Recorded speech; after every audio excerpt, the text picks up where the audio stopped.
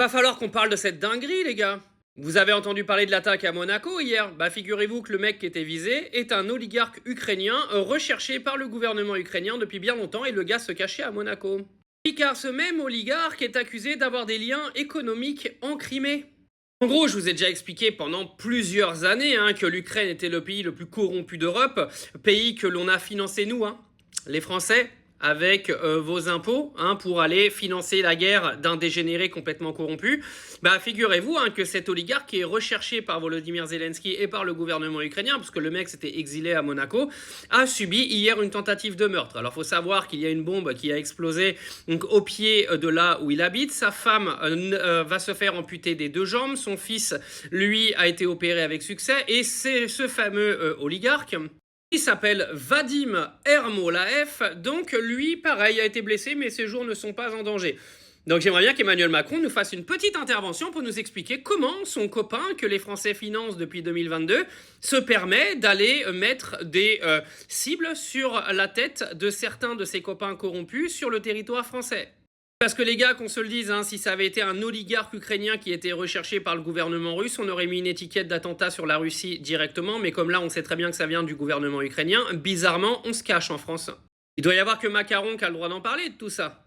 Ah oui les amis, il faut en parler parce que c'est extrêmement grave, c'est-à-dire qu'on a balancé des milliards à ce gouvernement corrompu depuis février 2022. Là on apprend que le gars qui a été visé est un gars qui est aujourd'hui recherché par Volodymyr Zelensky. C'est sûrement pas Vladimir Poutine et ses copains qui lui ont envoyé une petite bombe à son domicile hier. On sait très bien d'où elle vient. Arrêtez de nous prendre pour des abrutis. Mais ce qui serait bien, c'est que, encore une fois, Manu, si tu entends cette vidéo, c'est que tu sois un minimum transparent avec aujourd'hui la population qui t'a élu 2 fois. Je sais pas pourquoi, excuse-moi. Une population à qui tu as volé énormément d'argent également avec toutes tes décisions absolument scandaleuses. Une population que tu as racketée pour cette fausse guerre entre l'Ukraine et la Russie qui ne nous regarde pas avec un mensonge médiatique et politique absolument désastreux dans ce pays. Heureusement que les gens sont un minimum réveillés aujourd'hui pour se rendre compte à quel point on les a pris pour des cons.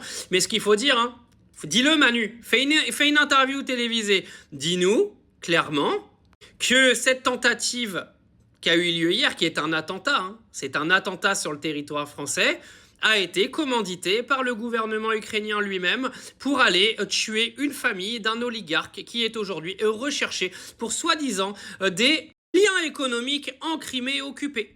Non, mais il faut le dire, parce que si ça avait été encore des Russes, vu que les punaises de lit c'est les Russes, vu que l'économie française c'est les Russes, vu qu'on a un attentat sur le territoire français et que c'est un Ukrainien, il faut dire Manu, oui les Ukrainiens ont fait un attentat à Monaco, dis-le.